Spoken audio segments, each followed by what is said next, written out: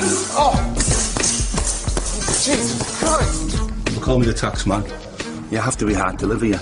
I was alleged I robbed him, took £50,000 worth of heroin off him, had over 1,000 fights and won every man I've ever fought, so you fight to the death and that's it. Just awesome genetics, isn't it? Basically, I'm the law in this area. Picked him up and I ran at him and threw him into this door, and the door fucking smashed his head into there, and he fell back, and I headbutted him, I threw him again into the door really hard. Brian Cockerill is one of Britain's most notorious gangsters, a self-proclaimed justice system of the underworld. In his world, only the strong survive, and every day could be his last.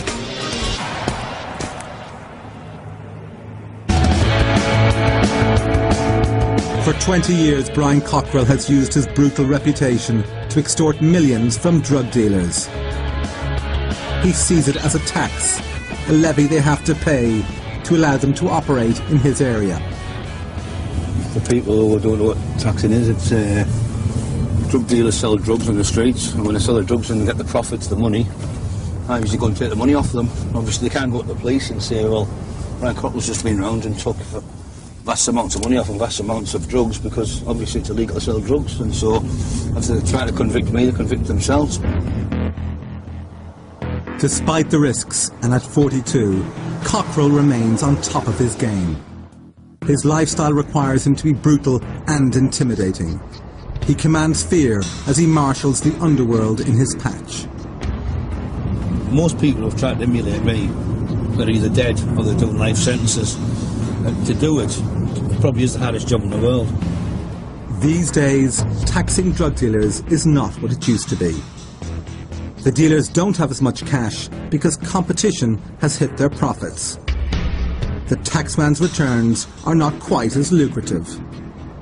I remember one day we went out and we made 15 grand in about 5 hours. This was 20 years ago. You know, a massive amount of money. Years ago, when you used to tax them, there'd only be half a dozen in each town, so you could hit them, and they'd have the drugs in the house, they'd have the money in the house, and you'd kick the door and run in, you'd get drugs money, and you make a fortune. Cockerill calls himself the Taxman. The reality is that he uses his great strength to muscle in on criminals and their ill-gotten gains.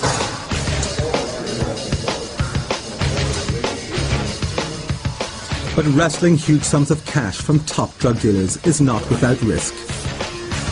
To keep one step ahead of his enemies, Cockerill trains 3 times a day. He is a 22-stone steroid-filled fighting machine who claims never to have lost a fight. Like, say I was fighting you on the street, I would catch you right uppercut there. I'd come in, come on, fucking throw your shot. So I'm coming in there, you know. So if I couldn't catch you with that, I'd come in and grab you, I'd throw it, pull me out, and see your eye, pull your eye there. So as you're going out, pull your eye out. And if I pull your knee, pull your knee and bite your ear off, so your ear's coming off and you're screaming. I mean, it's like if I grabbed you in a headlock, just like that. There's no way you're getting out of that, is there? You know. And if I crushed you, like, sorry. I'd pull his eye out within about 3 seconds, he was fucked. But when you pull an eye out, it dangles like on a socket, like on like a string. I thought this lad had a bit his ear and his nose off. But I was feeling very generous that day and I given him back. I was a bit like fucking Hannibal Lecter, I suppose. What did he look like afterwards? It looked like Hannibal Lecter had got hold of him. There's been alleged in the past that I've been charged with these things. It's not just alleged, I've been charged with murder charges, attempted murder on 2 police, 30 or 40 Section 18 wounding with intent. That's punching someone with your hand, but a wounding with intent, Section 18, usually you've got to use a weapon, but they class my hands as deadly weapons anyway, the police. I've been arrested for racketeering, blackmail, kidnapping, firearms, drug dealing, taxing, shootings. I'm supposed to have had people shot, people murdered. I'm supposed to have had people taken away and killed. I'm supposed to have killed people myself. Been alleged that I've had people's pubs, petrol bombs burnt out, cars burnt out. Did you do all those things? Would I do all them things? Come on. Maybe some of them, but not all of them. Despite being questioned thousands of times and hundreds of arrests, Cockerill's only convictions are for dangerous driving, criminal damage and threatening behaviour. What does he look like to you when he's fighting? He changes totally. Absolutely totally. Just goes blank. There's no expression or anything on his face. His eyes go black, and then you just turn it off like that and he's back to normal. Amanda, Brian's partner, has seen it all.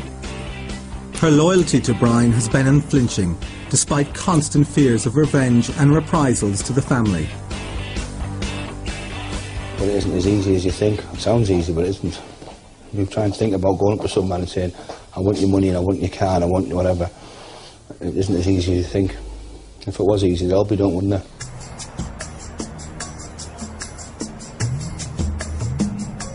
Brian lives by the law of the jungle. He has a passion for huge animals and has intimate knowledge of the behaviour of predators. I went to a zoo once, Barrow in Furness. I was stood there and the tiger pissed all over me, a female one. The bloke said it must be the hormone, do your test, also it must smell it. It's just a sign of whatever you'll find out when you go and do the tigers. But stood there, so a big ginger pussy pissed all over me. It's alleged that I've taken people away and played the piggy game on them. And people say, what's the piggy game like? When I've took their shoes and socks off and broken each toe with a hammer until they've told me where the money is, or if they move out of town and stop torturing people. But none of these little pigs got bread and butter. They all went wee, wee, wee all the way on, but they all were screaming. But you never get past 2. Now the taxman is planning to take his unconventional style into politics. He's decided to fight for election as mayor. He believes that he can use his powers of persuasion and that voters will see sense and back him. So why do you want to become mayor of Middlesbrough? Well, it was an idea. An old woman said to me one day, she said, we've been to the mayor, he's tried to help us, but he can't help us. She said, but you've done more than the mayor. So I thought, you've got a good idea. And she said, why don't you run for mayor? And the other people next door but one said to me, we can't fucking sell our house because the dealers are there. So I've kicked the door in, ran in, grabbed them, threatened them, got rid of them and chased them out the town. These police have been coming to this house for 2 years, constantly 2 or 3 times a day. Couldn't get rid of them. I got rid of them in 10 minutes. I'm doing it as a one-man band. What would it be like? I've had a full community behind me, you see. And you're certain actually you get votes? Yeah, 100%, yeah. I think there's a lot of people would vote for me because they know I do the job properly. Getting the job done is Cockerill's trademark. With a backup crew in place, few risk incurring the taxman's wrath. If I go look for him, Liam, I will fucking hurt him, you know what I mean?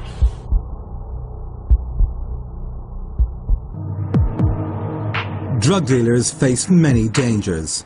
Top of the list is the taxman, Brian Cockerill. A one-man fighting machine. Over the years, the taxman claims he's made millions from local dealers. And if backup is needed, the taxman's loyal crew can be very persuasive. Meet Rob, Lee and Vulture. Well-respected man. Yeah, but he can be a monster if he wants to be. He's not a nice person if you're on the wrong side of him. But he is a gentleman. It's because he's got a lot of respect for a lot of hard people in the area, in the North East, down London. Fought them all. He's well known, he's fought them all. He's fought all with fists. With fists. With fists, yeah. And he's a dangerous man. And he's feared. A call brings the taxman to the edge of town, where a car has been stolen from a local dealership. The young lads stolen the car. Obviously, I think it's young lads. They broke and stole the car. They've drove so far in the car. The car's run out of petrol. So the police have obviously got the call, said his place has been broken. He's come down the fingerprint, all the bullshit. The gates have been smashed in. The police have took the car to the compound, and now they want £300 off him to get his own car back from the compound, which I think is fucking scandalous. The police get a garage to come and pick it up. They pick it up, and obviously they won't pay them for doing this, so they're coming back to me. These fucking assholes, I'll find out where they are by tonight and it'll be solved. I'll make them pay the £300 to get the car back. We're off now. Let's go. I'm like a fucking crusader, mate. Cape Crusader. Just need a fucking... I need a red phone. If violence doesn't solve anything, why does my fucking phone never stop ringing? Hello? the car thief. Kid who's done the fucking pinched the car. If I know he's related to you or whatever, what you're saying, but if he fucking goes in, pays 300 quid, which is the recovery money, nothing's going to happen. If he doesn't, I'll break his fucking hands and his feet. Make sure he goes in, don't let me down, because if I go looking for him, I will fucking hurt him, you know what I mean? He's got such a good heart, you know, he really has. Once you're his friend, you know, you're his friend for life. And he will look after, no matter where you were in the world, if you needed him, he'd be there for you. And if you're his enemy? He'd be there for you and all. In a different way.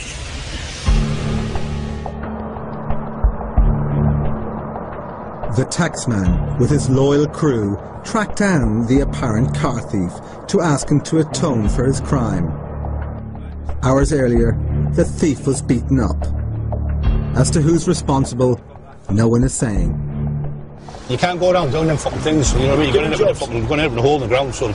I give him work, I'm sick of giving him work, I give him work, and all he does is just fucks it up every time, he fucks it up, but he's just not listening. Nobody's going to hit you, stop being panicking, I'm not going to hit you, you know what I mean? So I'm not going to hit you in front of fucking people, so I'm just trying to educate you. Just fucking get your head straight.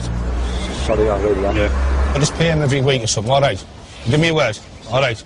Alright, good lad. Cheers, mate. Alright, son. I'll get in a minute, it's alright, I'll get in a minute. Thanks for that, Brian, I appreciate that. No, but he's a good kid, Brian, he's a very good kid. Yeah, but I know, yeah. Come on, fuck.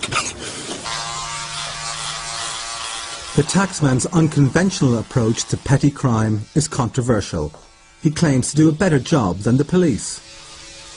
Obviously, there's high-ranking police officers don't like the thought of Joe Public phoning me. I'm on about your average person phoning me to sort things out for them because they've got no lack and they've got no faith in the police. Cockerill for Mayor.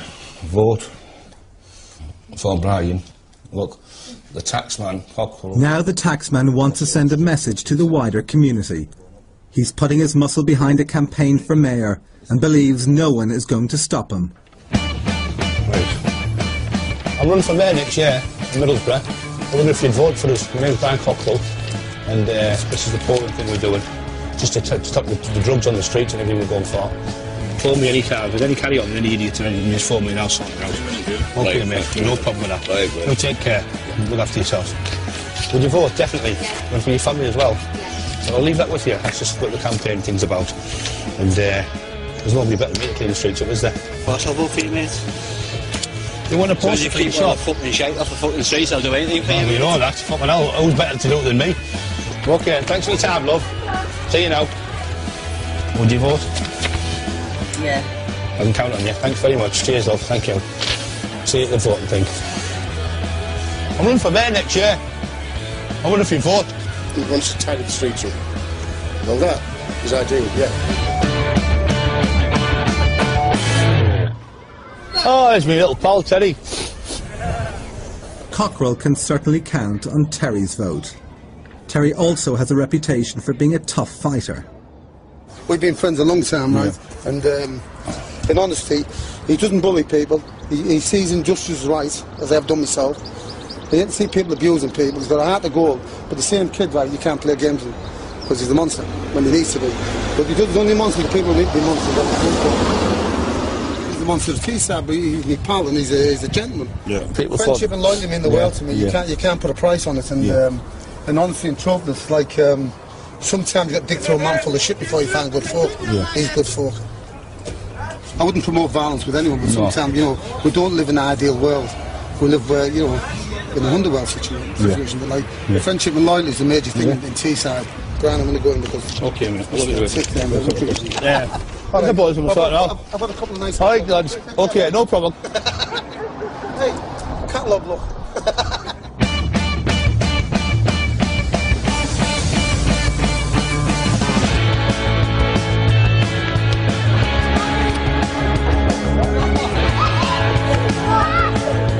If elected, Brian promises a novel approach to fighting crime. Car crime is a major problem throughout Teeside, but Brian has his own ideas on how to deal with it. It looks to me there's been a chase and the car's been smashed in there, obviously ambulances and everything. To give chase to a stupid car thief. The person panics, drives like a maniac to get away from the police, hits someone and kills them. For what? A stolen car. I don't just let them get away with the fucking car and get the car later on when it's been abandoned. To me, it's a ludicrous thing. There was a woman killed not long ago. The daughter lost her leg and the woman was killed through a daft car chase. The car's worth, what, a couple £100 or something. The taxman believes that solving car crime is a no-brainer and has set his sights much higher by promising to tackle the city's vice problem as well. You can see the girls walking about now. There's one there, there's two over there, and there's one there. And look at the side of her, she's only a little kid, isn't she? No, she looks about 15-year-old or something. It's absolute shame. It gives you a lump in your throat type of thing when you see them right here. They've got to be 12, 13, 14-year-old. I mean, they're full of makeup and still look like little kids. And this is why I would run for mayor, you see. I will help them kids. I don't know exactly what 100% what to do, but at least I would try my best to do something, look into it, you know. And these black lads are coming from Jamaica. I mean, the streets are crawling with them. There's only me doing something about chasing them back. I mean, all right, it might be vigilante, but at least I'm trying. And people are asking me, saying, please, can you do this? And I'll do what I can. I'll do my damnedest for them.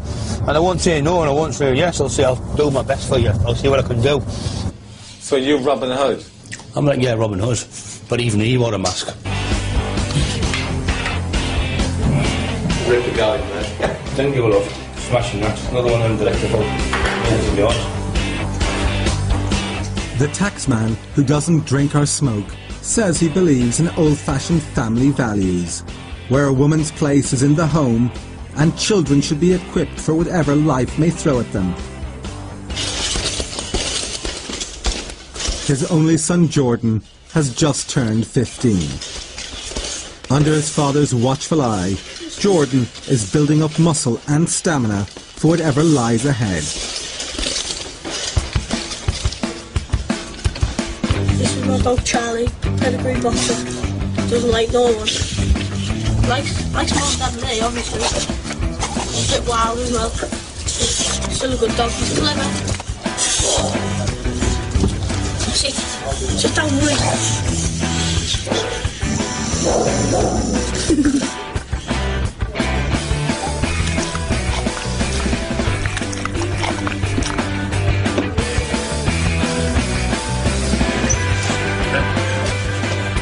For Brian, size is important. He admires the big things in life, be they man or beast. He believes his great stature makes him untouchable.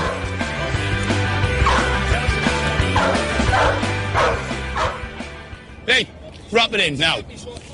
Wrap it in now. Wrap it fucking in now. I'm telling the both of you. A fight has broken out in a local pub. Jordan is there and the taxman is worried.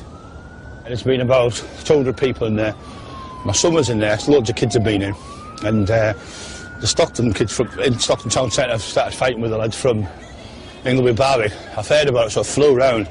There's about 40 police officers here earlier on. They tried to stop me coming in, so I just threw them out the way. I said, get out the fucking way.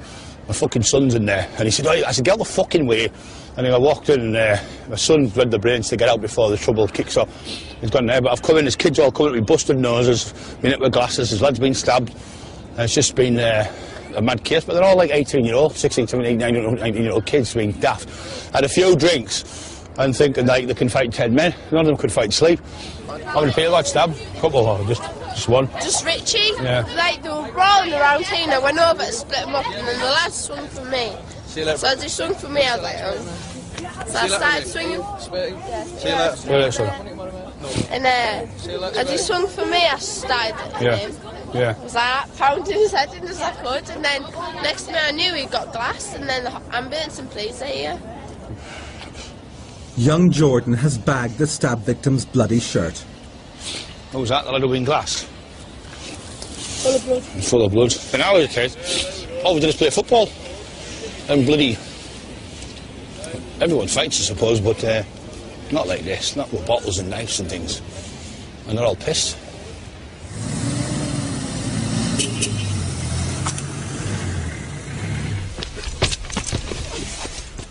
Jordan's best friend, 16-year-old Ryan, used to be a binge drinker. But after getting involved in a number of fights, Ryan was served with an ASBO. Breathe in. Oh. Breathe up. Before I started training with Brian, like, over the Christmas period and before, I used to drink like quite a lot, like a couple of bottles of whiskey a day. And I was like really involved in fighting. I used to fight. I used to think I could fight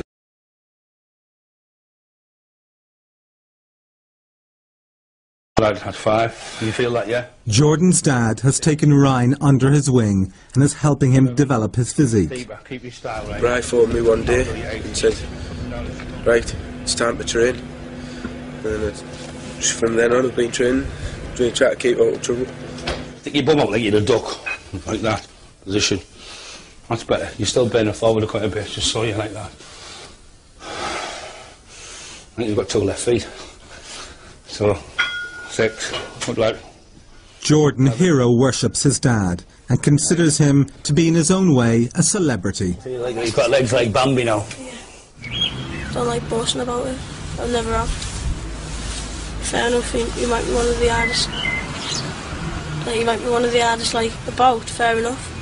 But there's no need to, like stand behind him all the time. I can stand up for myself as well. Everyone says, like, oh, why did Dad like that? Boast about him. And I was like, what's the point? I'm not like that. He's your dad. You don't boast about your dad. Family, innit? If you come here, just hypothetically speak, and you come to here or Jordan, I could make a phone call and within an hour you'd be shot dead. There's no quibs about that. And I would have no morals about doing it. If you tried to hurt my family, I wouldn't think twice about it.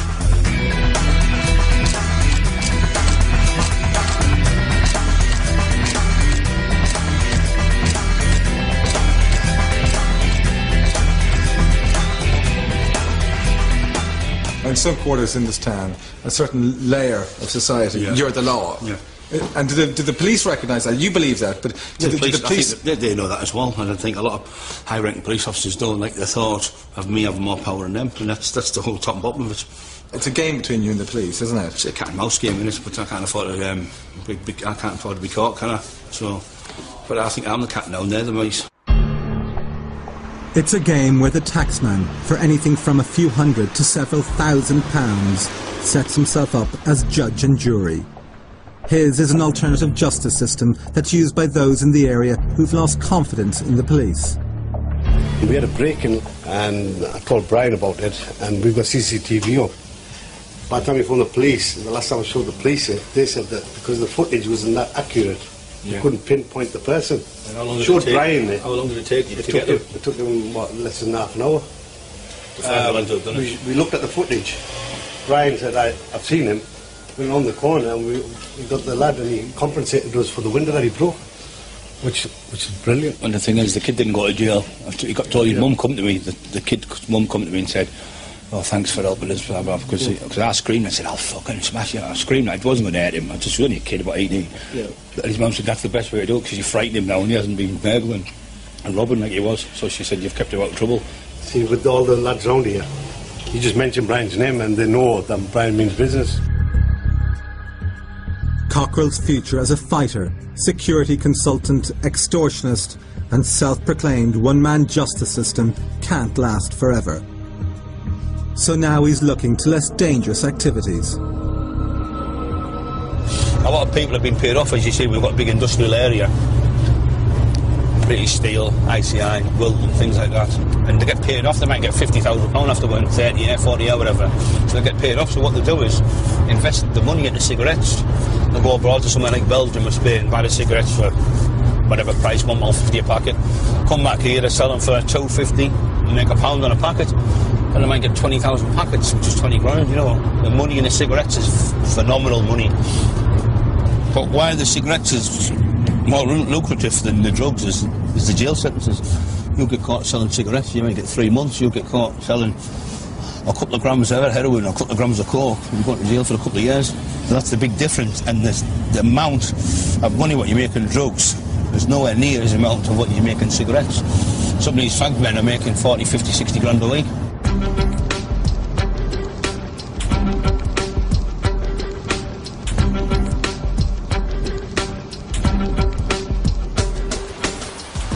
Hi, Kev.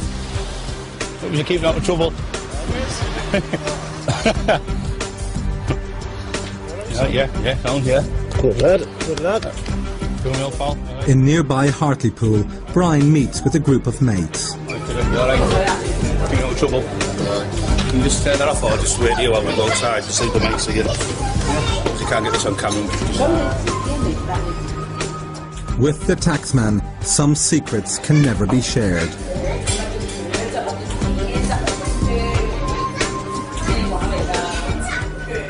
Work done, and it's time for serious business. This is nice, this. Sweet and sour chicken, a little bit of that. What a diet, you see. It's a seafood diet, everything you see, I eat. The taxman gets by on 6 meals a day, totaling 12,000 calories. Enough for 4 men. This is one of his favourite places.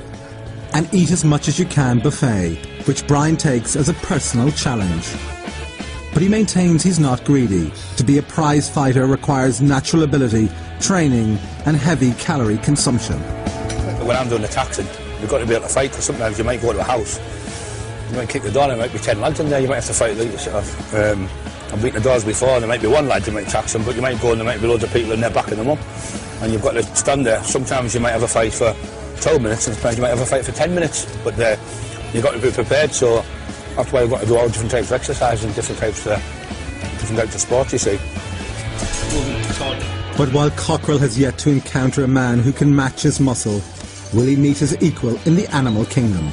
Look, you just look like monsters. Oh, massive. If you had your arm round, you could hold it. But once you put pushing down the other way, the pressure is unbelievable.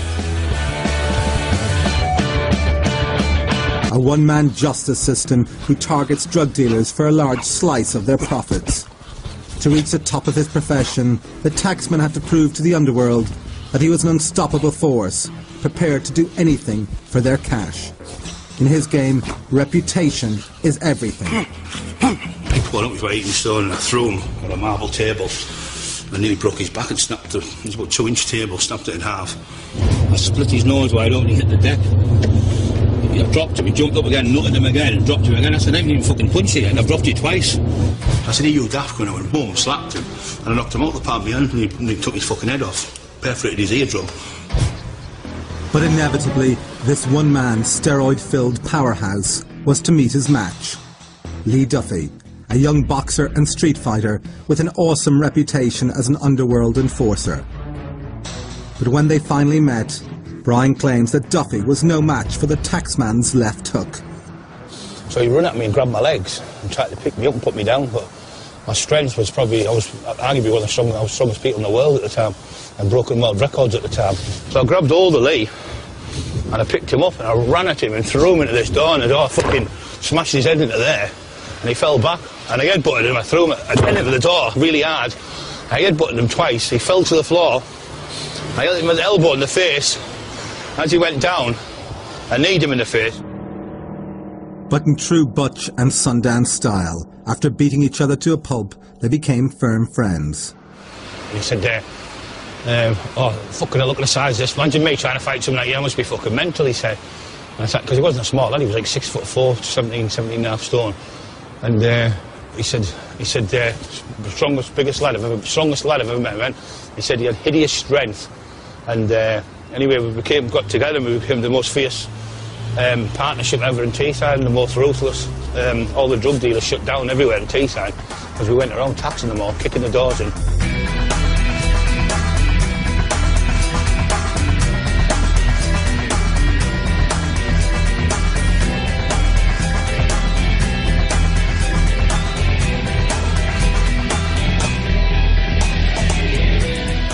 The Duffy and Cockerill partnership inevitably made enemies. Before long, a price was put on their heads and a hitman was hired. Me and Lee were walking down the town. This lad had put a contract on to have us killed. Anyway, the lad was going to have me shot. And anyway, we kidnapped him, took him to this point here, took him down the gate there. I put tie wraps on his hands, put a rope on his leg, and I kicked him in the sea there. And I had him in the sea, bobbing up and down. Just obviously fucking drowned him. I had him in about 20-30 seconds, pulled him back in. But we never had no more fucking trouble from him. Took the money off him when he had a big stash of money, drug dealer. And about 3 months later, he was shot dead. And are you responsible for his death? No. It was alleged I was, but I done my bit of fishing that day. I got my revenge that day. He was a horrible bastard, but if someone's going to try and kill me, I have no compulsion whatsoever to take them out. And I would throw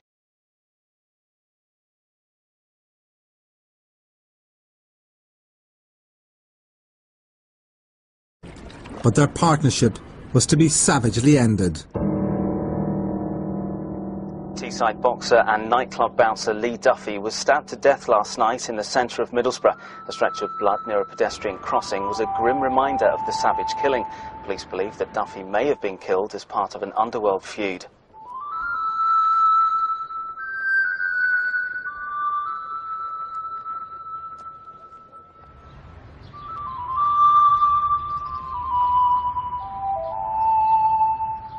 Lee Duffy, what was this for? Brian, you won't make 30, you've got too much bottle, kicking doors and running that fucking drug deals with guns, and he's just got no respect for life type of thing. Your own. He said you won't make 30, but sadly he was the one who didn't make 30. I'm still here now. And that's the most remarkable thing about Brian Cockerill. The very fact that he's still here today, still in business, and still taxing. He puts it down to learning a lesson from every incident in his shadowy past.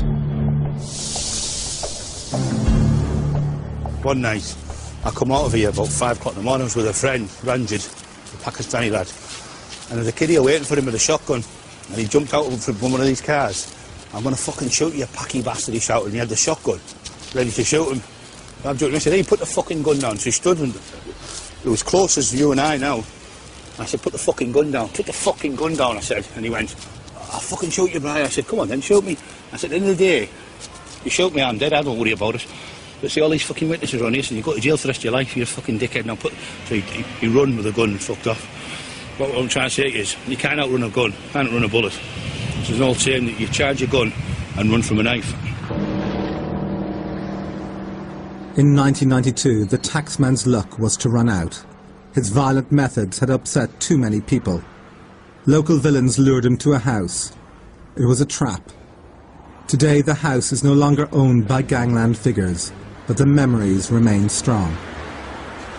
The lads ran out and hit me on the head with a hammer. Another one's put a gun to my head. He split my head open here, and holes all over my head. Obviously you can't see them because of the... I had something like 160 stitches or something ridiculous in my whole body. And they tried to get me on the floor and they couldn't get me down. I was fighting with them. In the end I fell at the floor. I fell in some slipping water and that. And the next minute they run in and the heavyweight boxer had a pot bread bin and he was smashing me in the face with a bread bin, shouting, break his jaw. Obviously I broke his jaw, but he couldn't break my jaw. And it wasn't like one of them films, them old black and white films you see, you get hit on the head with a gun and you get knocked out in a second. But I wasn't in that film anyway. It's a total different thing. And in the end they ran out of the house and the man next door took me to hospital. And when I looked out, I seen Brian just hanging over the wall. I thought, oh, bloody hell. Oh, the blood was all over the place. Underworld figures are believed to be behind the savage beating of powerlifter Brian Cockerill. Cockerill was left for dead by a gang who beat him with hammers and baseball bats. Doctors in South Cleveland Hospital are due to operate on Mr. Cockerill's injuries. Can you see some of your wounds? Yeah, I was slashed with a machete on my leg here. I've been hit with hammers in the legs, and you can see the hammer holes in my legs, and this one here as well. You can see the hammer holes there, and I've been hit with bars. I'm stabbed in the back of the legs. I've got bloody, I'm sure skin grafts on my thighs where I've been. You see where the skin's been taken off there, stabbed in the backs of the legs. It's nice to see the guy now, but I didn't think I'd see him again. I thought he lost so much blood. I thought we were going to die, yeah. And honestly, I just thought he was a gunner. If he'd have been somebody who was just normal, he wouldn't have lived, he wouldn't give it. All it did is enhance my reputation, because people said, how can you beat him if 12 lads can't beat him in a house with knives, guns and baseball bats and put him out of the game? They said, he'll be pushing up daisies now, you'll never see him again, he'll be in Blackpool, a boarding house or something like that, he'll be gone to Spain. I didn't. I was straight back out. And the lad said, he's fucking crazy, this fucker. The only one way to stop him to kill him. Then my mate said, yeah, you kill him and he'll still probably still come back at you.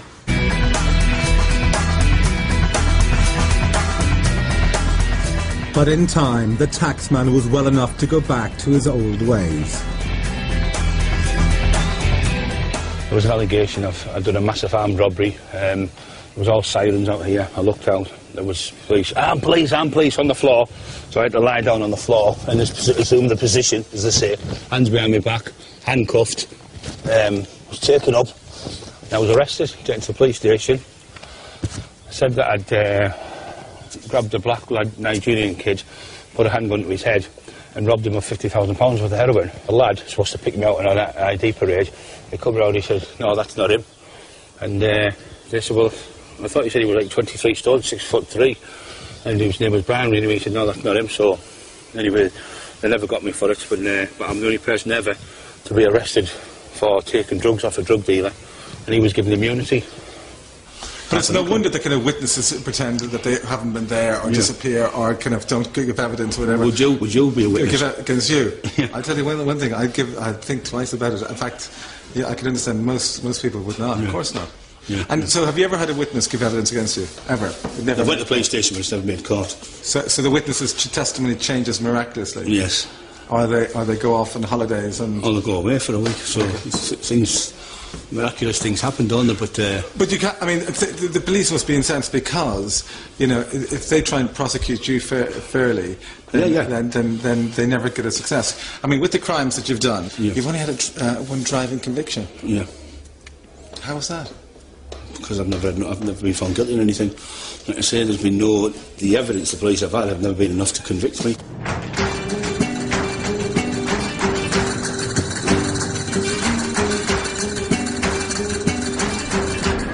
Driver today's teeter, and we'll say, I like to teeter. For the last 6 years, the taxman has worked without a break. He is prevented from travelling abroad because his dogs are so vicious that no one outside the family would look after them. But with teenage son Jordan staying at home, Brian and Amanda take a rare chance to visit the Canary Islands. Year-round sunshine with all the comforts of home. That's the cherry off me. That must be the Taxman. Fantastic. Very at the Canary Islands, sunshine every day. Amanda's happy, we're getting a tan. Some peace and quiet. It's nice.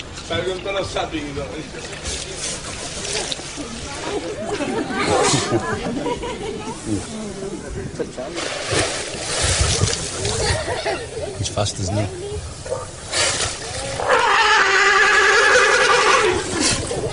Sounds like me at feeding time. Hola. Right. Fuerte, strong, eh? Yes. Fuerte. Strong man, Britain, strong man, yes. You know, when I went to Greece, it was the same, because they love Hercules, Achilles, and all these type of things. So they can relate to strength, and they stare at you and they admire you, because they admire the hard work you've done. I'm saying you could buy like a tobacco shop here, tobacconist. They're here to relax, but they've also got an eye on business. Something like that. You could make good money off them, couldn't you? How much was that? 20? That's £12, isn't it? And how much are they in England? So how much is £4.75? That's £47, isn't it? So it's like half the price, less than half price. And that's from here. So if you bought it from the warehouse, you'd get them even cheap, wouldn't you? How much is this back home? 20 quid? 18 quid? That's what a year.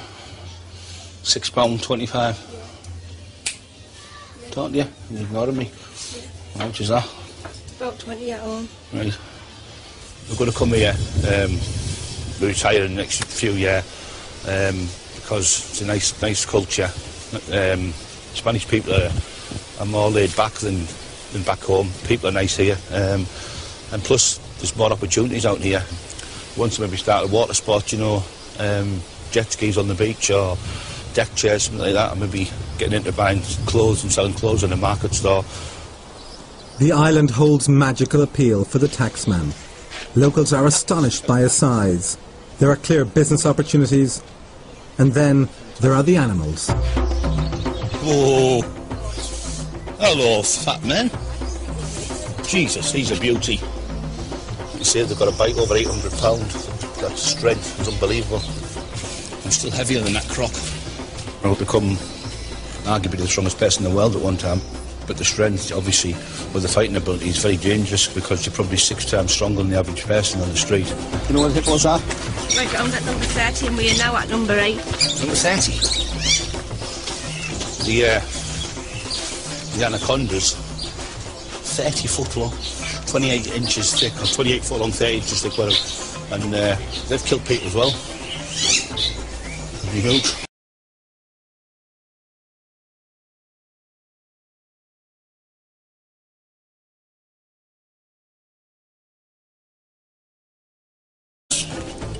not the stress on that, it's worrying that you could kill someone so easy in a fight. It's not what people can do to me, it's obviously what I can do to them. It frightens me more than what they can do to me. There he is. There's a baby. Bite you completely in half. Absolutely enormous. £4,400. That's just phenomenal. They're 6 times stronger than a human, them. The chimp. But the gorillas are about 8. Look at the size of him. He's the boss. Isn't he?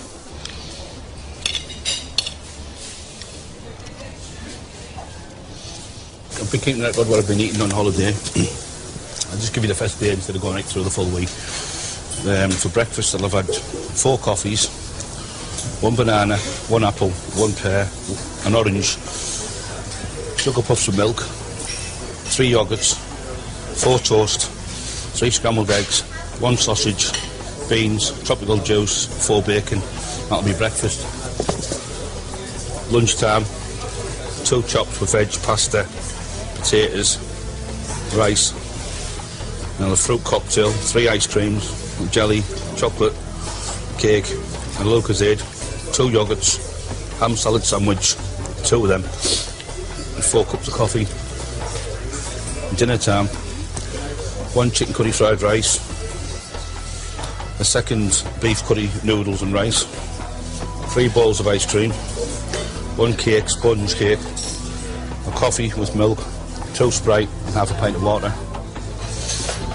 Late supper, 2 bottles of water, 2 ice cream, 1 banana, 3 coffees, further bottle of water, 3 hot dogs, 2 buns, 2 hamburgers, 3 buns, another 4 yoghurts, glass of Fanta, glass of orange, 2 Cokes, another bottle of water, 3 a.m. in the morning, ham, cheese, salad, sandwich, half a pint of milk. That's it. That's 1 day's roughly.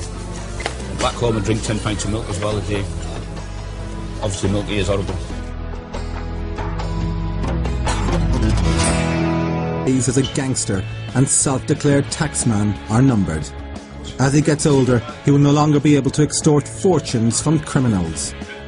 But can he put his violent lifestyle behind him? Hello.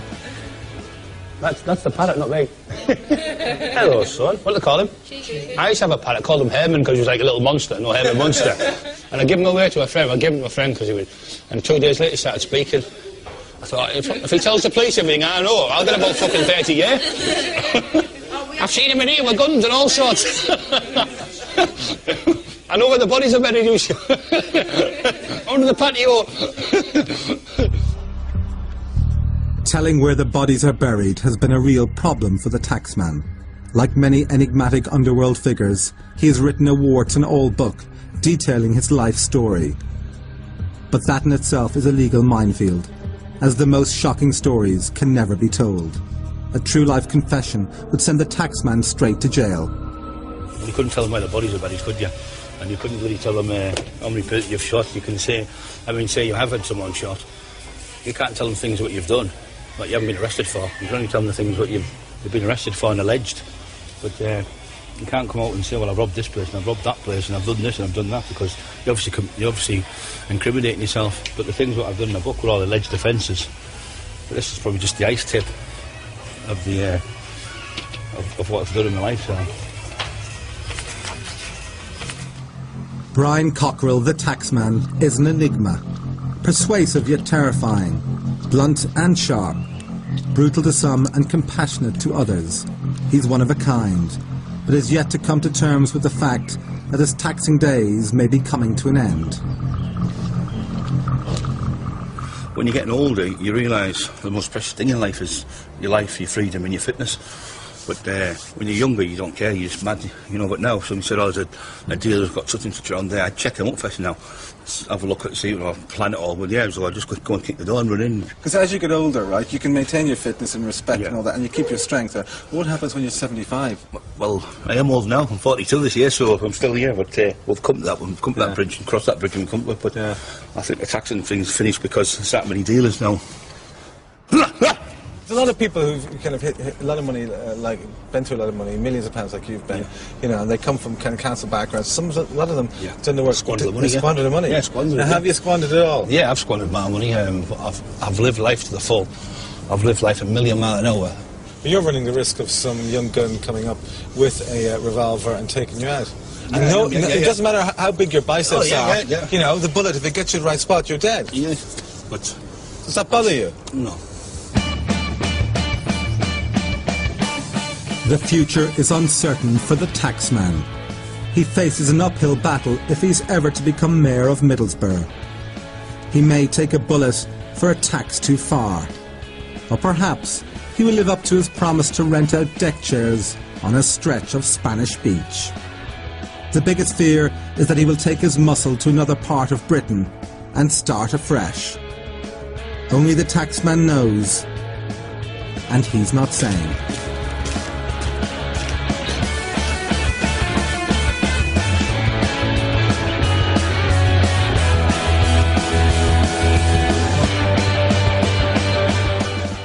We're back with Donald McIntyre next Tuesday at 11 when he visits Glasgow and hears first-hand accounts from various gang members who are self-confessed hitman.